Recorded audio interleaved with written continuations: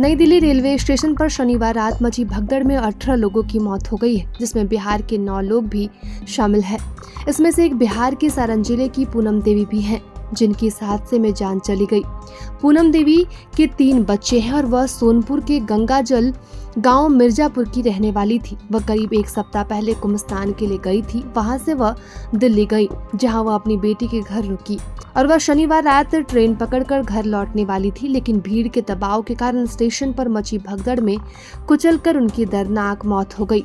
पूनम देवी के 3 बच्चे हैं और उनके पति मेघनाथ शाह हलवाई का काम करते हैं। परिवार के सभी लोग पूनम देवी के घर लौटने का इंतजार कर रहे थे, लेकिन उनकी अचानक मौत से पूरा परिवार टूट गया। रविवार सुबह जैसे ही पूनम देवी की मौत की खबर गांव में पहुंची, मातम पसर गया। उनके घर पर लोगों की भीड़ उमड़ पड़ी। बच्चों की चीख पुकार से माहौल गमगीन हो गया है। लोग इस हादसे से स्तब्ध हैं। वहीं दिल्ली रेलवे स्टेशन पर शनिवार की रात मची भगदड़ में मौत का तांडव दिखा तो रेलवे भी अलर्ट मोड पर है। बिहार के रेलवे स्टेशनों को भी अलर्ट किया गया है। समस्तीपुर डिवीजन की हर मेजर स्टेशन अलर्ट मोड पर है। पार्सल बुकिंग पर रोक लगा दी गई है और दिल्ली में भगदड़ के कारण भागलपुर से खुलने वाली विक्रमशिला एक्सप्रेस को कैंसिल कर दिया गया। भागलपुर जंक्शन पर 300 से अधिक यात्रियों ने काउंटर पर जाकर अपना टिकट कैंसिल कराया। प्रयागराज महाकुंभ में स्नान करने की होड़ लगी है। महाकुंभ समापन की ओर है, लेकिन श्रद्धालुओं की भीड़ कम होने का नाम नहीं ले रही। विक्रमशिला एक्सप्रेस को रविवार को भी रद्द करना पड़ा। इस बार नई दिल्ली रेलवे स्टेशन पर शनिवार की रात को हुई भगदड़ के कारण भागलपुर जंक्शन से खुलने वाली विक्रमशिला एक्सप्रेस को रद्द करना पड़ा। सुबह 6:30 बजे ही ट्रेन कैंसिल करने का निर्णय कर लिया गया था। यात्रियों को सूचना दे दी गई थी और विक्रमशिला एक्सप्रेस के कैंसिल किए जाने की सूचना से अनजान कई यात्री ट्रेन पकड़ने भागलपुर स्टेशन पहुंच गए थे, लेकिन जब उन्हें जानकारी हुई कि ट्रेन रद्द कर दी गई है तो वो वापस अपने घर लौटने लगे।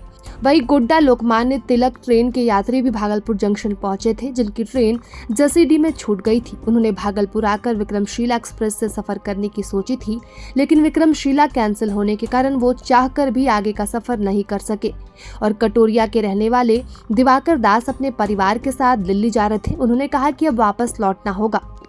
वहीं शनिवार देर रात मची भगदड़ के दौरान वहां मौजूद रहे कूलियों ने बताया कि उन्होंने हाथगाड़ियों पर शवों को ढोया। हादसे में अब तक 18 लोगों की मौत हो चुकी है और 12 से अधिक घायल हुए हैं। स्टेशन पर कूली के रूप में काम करने वाले कृष्ण कुमार जोगी ने बताया कि जब प्रयागराज जाने वाली ट्रेन स्टेशन पर पहुंची तो भीड़ अचानक बढ़ गई।